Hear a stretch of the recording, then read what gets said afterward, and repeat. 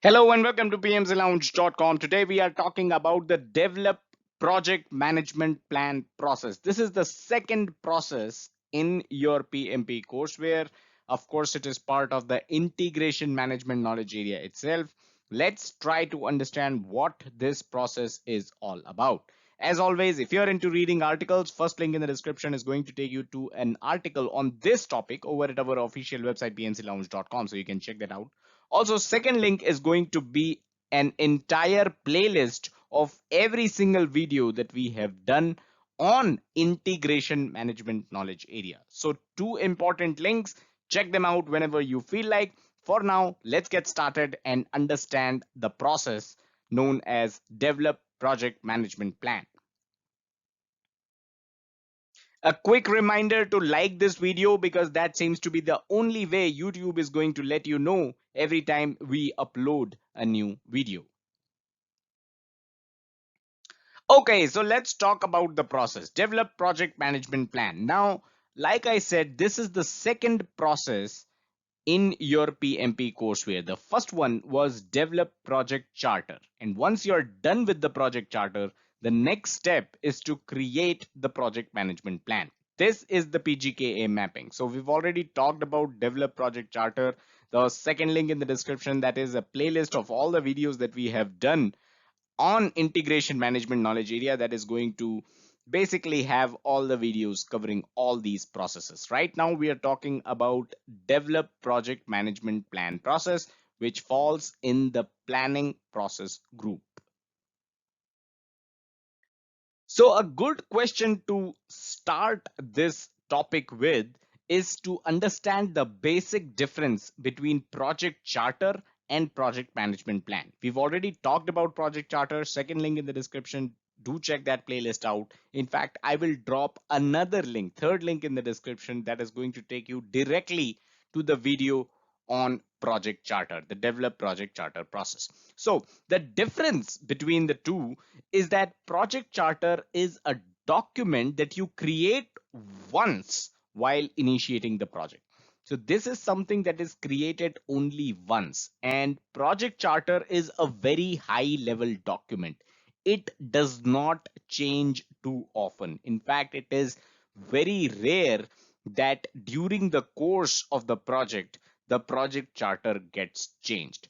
But the project management plan is not something that you create only once. It gets developed throughout the planning process. So there are several planning processes that you're going to study in your PMP courseware, and the project management plan gets developed throughout the planning processes. It is not a one-time deal. It is different from project charter in that sense. It is likely that this process, the develop project management plan process, is performed at multiple predefined points in the project. You cannot just do the develop project management plan process once in the beginning, just like you do the develop project charter process. You cannot do that with project management plan because this is a process that is performed at multiple intervals during the course of your project. A very important point to understand about the develop project management plan process is the fact that all the project related information is basically gathered and organized in one place. This is something that you do as part of the develop project management plan process. You basically collate all the different plans from all the different planning processes, and you collect all those plans and you organize those plans in one place. That way, all the information is handy for the entire project team. So the intent here is that as a developer or a coder or a tester or anyone for that matter in your project team, they should be able to look at the project management plan and they should be able to tell where the project currently is and what should be the future course of action as part of the project. So that's the whole intent of creating the project management plan. If you are looking for some practice questions for your PMP exam, you can head over to pmclounge.com/PMP practice questions. That's where we have all the questions divided by the respective knowledge areas, and all of that is absolutely free. So let's talk about the formal definition of the develop project management plan process.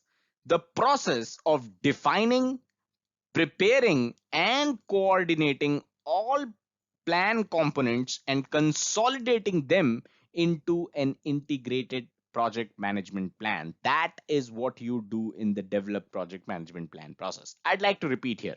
The process of defining, preparing, and coordinating all plan components, and these plan components are nothing but the elements of the project management plan, something that we have already discussed. In fact, fourth link in the description will be a video that we talked about, where we basically talked about the elements of the project management plan. So all these plan components or the elements of the project management plan or the subsidiary plans, these are basically part of the project management plan, and you consolidate them, all these plans, into an integrated project management plan. That's what you're doing as part of this process.